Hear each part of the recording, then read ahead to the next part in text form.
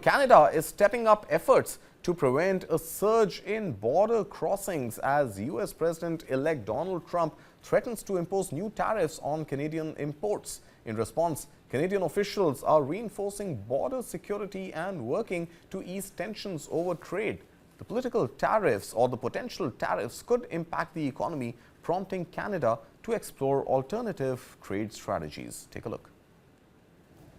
To stop vehicles bearing migrants from barreling across the Canadian border into the United States, blocks like these have been installed on rural roads that intersect the border. But Royal Canadian Mounted Police Sergeant Daniel Dubois explains they aren't a fail-safe solution. Yeah, people can still hop over them. Managing the world's longest land border at about 4,000 miles is a tough job. But it's also one now in the spotlight after US President-elect Donald Trump threatened Canada and Mexico with sweeping 25% tariffs if they do not reduce the movement of migrants and drugs into the US. Canadian police say that over the past 4 years they've been installing cameras and sensors along this section over the border.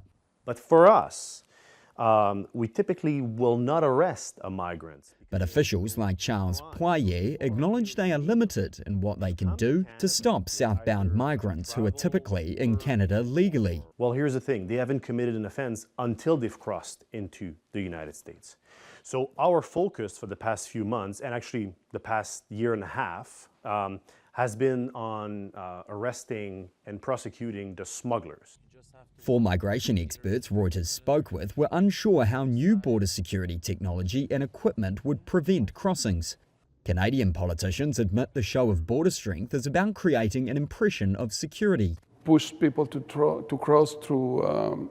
And refugee advocates like Carlos Rojas Salazar argue the restrictions do not deter migrants. When you try to cross a border, the only thing that you do is that you are pushing people to risk it. And you are increasing the royalties that the organized crime are getting. Most migrants at the border are heading from Canada to the US and not the other way around. Canadian authorities caught 1,000 people trying to cross into Canada between formal crossings in the 12 months ending in October, according to data obtained by Reuters. That's compared to more than 23,000 apprehended on the US side by US Customs and Border Patrol. That also represents a tiny fraction of the 1.5 million apprehensions over the same period near the US-Mexico border. American Terry Rowe lives on the New York side of the border.